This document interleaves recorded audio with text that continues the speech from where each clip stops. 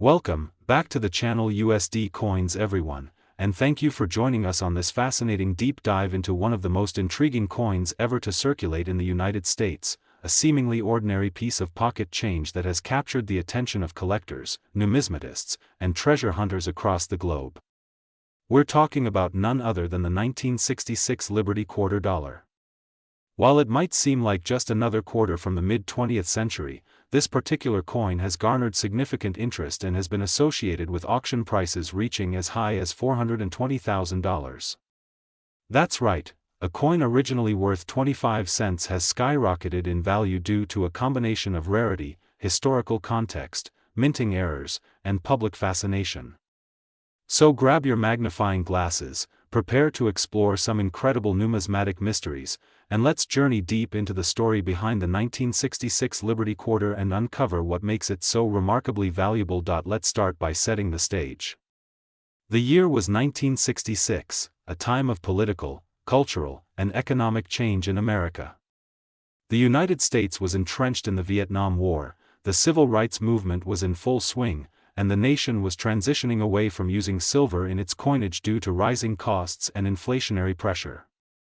This was just 1 year after the historic Coinage Act of 1965 was passed, which eliminated the use of 90% silver in dimes and quarters and reduced silver content in half dollars.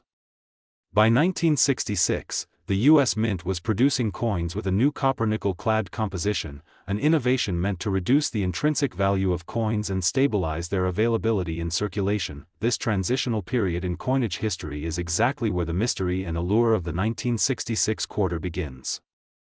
Although all quarters officially minted in 1966 should have had the clad composition, a pure copper core sandwiched between two layers of copper-nickel, a small number of coins were mistakenly struck on silver planchets, or on leftover planchets from previous years. These errors occurred during a chaotic era at the Mint, as it was adapting to new materials, technologies, and production goals. In such an environment, errors were bound to happen, and when they did, they created rare and valuable pieces like the one we're about to explore. One of the first things that can skyrocket the value of a coin is its metal composition. While most 1966 quarters are made of copper-nickel clad, a few surviving examples have been found with 90% silver content, having been struck on leftover silver planchets from 1964 or 1965. This in itself makes them numismatic anomalies, coins that were never supposed to exist, yet somehow made it into circulation. These silver-based 1966 quarters are often distinguishable by their weight, color, and tone.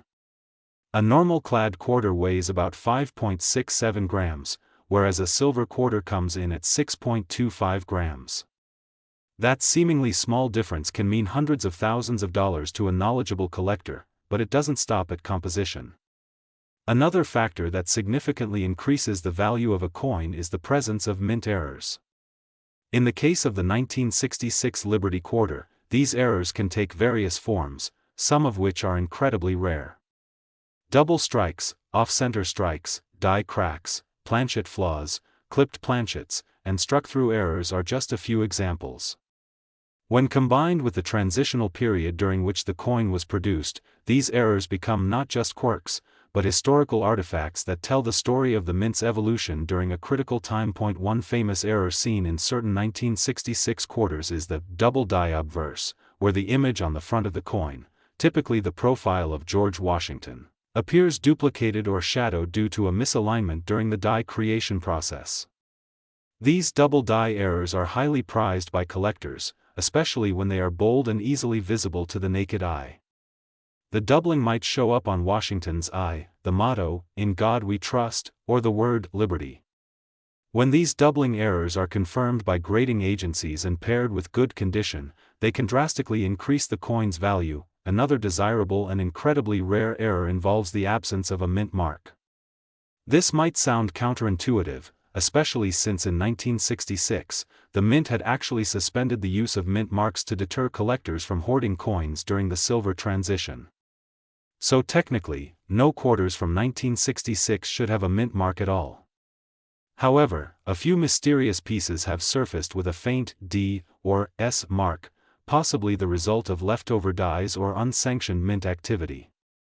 These anomalies create even more questions and intrigue surrounding the issue, driving demand through the roof. There's also the matter of condition. Coins are graded on a scale from 1 to 70 by professional grading services like PCGS and NGC. A grade of MS 70, which stands for mint state and denotes a perfect, uncirculated coin with no visible imperfections under magnification, is extremely rare for a 1966 quarter. Most of these coins were heavily circulated, which means finding one in top-notch condition is like discovering a time capsule from the past. Coins with errors that are also in mint condition are even rarer, a combination that collectors and investors go absolutely wild for. Provenance can also play a role in driving up value. Coins that have well-documented histories, or those that have previously been sold at prestigious auctions, tend to carry more weight in the numismatic community. When a rare 1966 quarter with one or more of the errors we just mentioned surfaces at a major auction house and is authenticated, graded, and publicized, the buzz surrounding it grows exponentially. These events often set new market standards and create ripple effects across the collector world, increasing the perceived value of similar coins still out there. The most well-known and perhaps the most jaw-dropping sale involving a 1966 Liberty quarter was the one that fetched a staggering $420,000 at auction. This particular coin was not only struck on a 90% silver planchet, but also displayed a rare double die error and was preserved in near-perfect mint state condition. Its provenance traced back to a private collection that had been assembled over decades, further enhancing its mystique and value. That coin wasn't just a quarter, it was a slice of American history frozen in time, a testament to the chaotic beauty of minting during a period of rapid change. It's worth noting that not every 1966 quarter with a minor anomaly is worth hundreds of thousands of dollars. Many errors are relatively common and may only fetch modest premiums. But the allure lies in the possibility, the dream that perhaps, just perhaps, that quarter sitting in an old change jar or hidden away in a drawer could be the next great discovery. This sense of excitement is what fuels the modern-day treasure hunt and keeps hobbyists, seasoned collectors, and curious newcomers engaged in the fascinating world of coin collecting. Beyond the thrill of the hunt, coins like the 1966 Liberty quarter serve as tangible reminders of our collective past. They reflect political decisions, economic conditions, technological advancements, and even human mistakes. The removal of silver, the adjustment of minting procedures, and the suspension of mint marks were all responses to a changing America, and those responses left behind clues for us to interpret. In many ways, a rare coin is like a puzzle piece in a much larger picture, connecting us to the events, decisions, and people that have shaped our society. Let's not forget the role of technology in uncovering these numismatic treasures.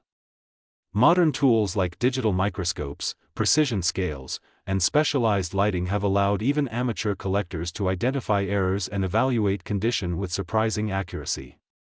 Online forums, auction sites, and social media communities have also made it easier than ever to share discoveries and tap into expert advice. If you suspect you have a valuable 1966 quarter, you're no longer limited to local coin shops or libraries for information. The world of numismatics is now at your fingertips. So how can you tell if your 1966 quarter might be worth a fortune? Start by checking the weight. If your coin is heavier than 5.67 grams, it might be struck on a silver planchet. Examine the coin under magnification for any signs of doubling, off-center strikes, or other irregularities. Look closely at the rim for evidence of clipping or incomplete reading.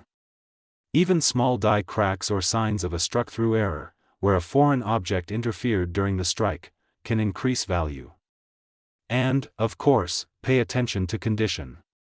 The fewer scratches, nicks, and signs of wear, the better your chances of holding something special. If you do find a coin that appears to be unusual, it's worth submitting it to a reputable grading service for authentication and evaluation.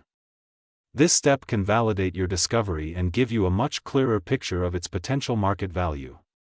Even if it turns out not to be worth six figures, the journey of discovery and learning is often just as rewarding. As we wrap up this deep dive, it's clear that the 1966 Liberty quarter is more than just a coin. It's a symbol of transition, a relic of a pivotal era, and a tantalizing mystery all rolled into one.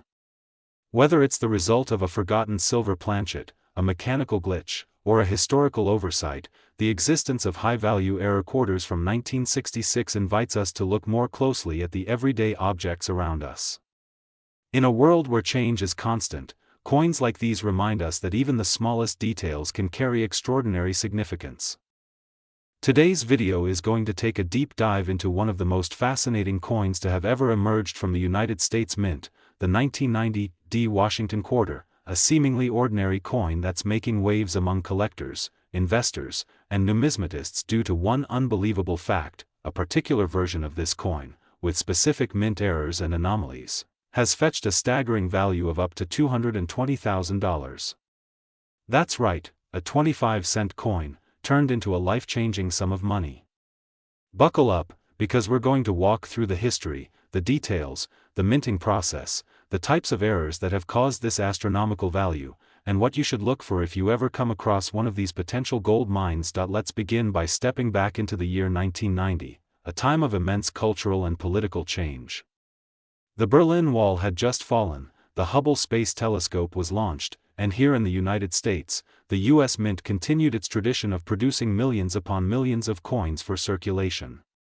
Among them was the Washington Quarter, a staple of American currency since its introduction in 1932 to commemorate the 200th anniversary of George Washington's birth. By 1990, the quarter had gone through decades of consistent design, with a few minor modifications over the years, but the obverse still featured John Flanagan's iconic portrait of George Washington, and the reverse still displayed the heraldic eagle clutching arrows and olive branches, a powerful symbol of readiness for war, but preference for peace. In 1990, the Denver Mint was responsible for producing a large number of quarters. This mint is marked by a small D located just to the right of Washington's ponytail, underneath the motto, "In God We Trust." Millions of 1990 D quarters were struck and released into circulation, an everyday coin by all accounts. However, not all coins are created equal. Due to a range of factors, mechanical malfunction, human error, and variations in planchets or dies, some coins left the mint floor with significant anomalies. In most cases, these types of coins are dismissed or destroyed before they ever leave the facility. But on rare occasions, one slips through the cracks and ends up in a pocket, in a coin jar, or sitting unnoticed in someone's desk drawer for decades. That's when things get exciting. So what exactly makes the 1990 D Washington Quarter worth up to $220,000? It's not the metal content. By 1990, quarters were no longer minted with silver. It's not because of low mintage. In fact, the 1990 D had a mintage of over 927 million coins. The magic lies entirely in the errors, and more specifically, a rare combination of errors that occurred during the minting process, making some of these coins so unique that collectors are willing to pay a small fortune just to own one. Let's explore the types of errors that have been discovered in these coins and understand why they are so valuable. First, we have the double die error. A double die occurs when the die itself, which stamps the image onto the coin, has been impressed twice slightly out of alignment. When this die is used to strike planchets, the blank pieces of metal that become coins, it results in a duplication effect. On the 1990 D quarter, this can sometimes be seen most clearly in the lettering, especially in the words, "Liberty, in God We Trust," and sometimes even in the date itself. These doubling effects are not to be confused with mechanical doubling, which is much more common and less valuable. True double die errors are rare and highly collectible, but that's not all. Some 1990 D quarters exhibit off-center strikes. This happens when the planchet is not properly aligned between the dies, resulting in a coin that has part of the design missing, with a blank crescent along one edge. Depending on how far off-center the strike is, and whether the date and mint mark remain visible, this can dramatically affect the coin's value. Off-center coins with visible dates and mint marks are the most desirable, and collectors go wild over these kinds of mint errors. Then there are broad strikes, coins that were struck without the retaining collar in place. The collar keeps the metal from spreading out when it's struck, giving the coin its standard diameter and reeded edge. Without the collar, the metal flattens and expands beyond its normal boundaries, resulting in a coin that looks pancaked or slightly swollen.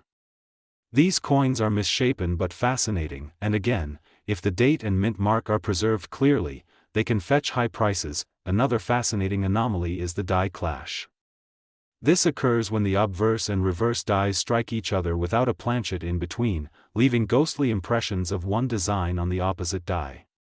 Subsequent coins struck by those dies show faint outlines or shadows of the other side of the coin. For example, you might see traces of the eagle's wings on the obverse side, or a shadow of Washington's profile on the reverse. These coins are usually instantly recognizable to experienced collectors and are considered rare mint errors. Then there are transitional errors, perhaps the most intriguing and most valuable of all. Transitional errors occur when a coin is struck using planchets intended for a different year or denomination, often during a changeover period between coin compositions or designs. Now, by 1990, the U.S. Mint had already completed the transition away from 90% silver in circulating coinage, which occurred in the 1960s. However, mistakes can still happen, and in some extremely rare cases, a coin might have been struck on a leftover planchet from another denomination entirely. For instance, there have been confirmed reports of quarters struck on nickel, penny, or even foreign coin planchets. These errors are extraordinarily rare and can command incredible prices, especially if the coin is authenticated and graded by a professional service like PCGS or NGC. One of the reasons the 1990 D Washington quarter can reach values as high as $220,000 is when multiple errors are combined in a single coin. Imagine a quarter that is both a double die and struck off-center, or a die clash coin that also has a broad strike. The rarer and more dramatic the error combination, the more a collector is willing to pay, but there's another element at play: condition. Coins are graded on a scale from 1 to 70, with 70 being a perfect, mint condition coin with no post-mint damage. Even among error coins, condition matters immensely. A coin with a rare error that's heavily circulated may still be valuable, but a similar coin in uncirculated or mint state condition could be worth exponentially more. That's why coin grading is essential in determining market value, especially when dealing with error coins that might have six-figure potential. Grading companies look at several factors: surface preservation, strike quality, luster, and eye appeal, before assigning a grade. A 1990 D quarter with a rare mint error, graded MS 68 or higher, could easily push into the upper hundreds of thousands in value if the right combination of anomalies is present. But how likely is it that you or someone else might come across one of these coins? Honestly, more likely than you might think. Many people have jars, boxes, or bags full of old change, inherited, forgotten, or casually collected over time. The average person doesn't examine their coins under magnification, and very few have the training to spot specific errors. That means there are still valuable coins out there, hiding in plain sight. The key is to know what to look for. If you come across a 1990 quarter with a D mint mark, take a close look at the lettering. Is there doubling? Does the coin look slightly off-center? Does the edge seem unusually wide or flat? Are there ghost images of the design on the opposite side? Any of these could be the first sign of a rare error. And if you spot one, your next step should be to have the coin authenticated by a trusted grading service. You should also consider weight. The standard weight of a clad quarter is 5.67 grams. If your quarter weighs significantly more or less than this, it might have been struck on the wrong planchet. A simple digital scale can reveal a lot and might be the first clue that your coin is not what it seems. Stories continue to circulate about ordinary people finding extraordinary coins, from change in vending machines to collections discovered in grandparents' attics. And with the rise of online marketplaces and collector forums, it's easier than ever to sell or trade coins once they've been authenticated. A confirmed error coin can go from pocket change to auction house in a matter of weeks. It's also important to be wary of fakes. As coin values increase, so does the incentive for counterfeiters. Fake coins, altered coins, or artificially created errors are a growing concern in the world of numismatics. That's why professional grading is not just about value, it's also about trust and authentication. Collectors know that provenance and certification are key. A 1990 D quarter might look intriguing, but without proof of authenticity, it's hard to convince a buyer of its true value. That's why coins graded and encapsulated by the major grading services, like PCGS, NGC, or ANAX, tend to command the highest prices. Let's take a moment to reflect on what this all means. A simple coin, mass-produced and worth 25 cents by face value, can be transformed into a piece of history, a collector's item, and a financial asset, all because of an imperfection. It's a reminder that even the smallest things can carry immense value when viewed through the right lens.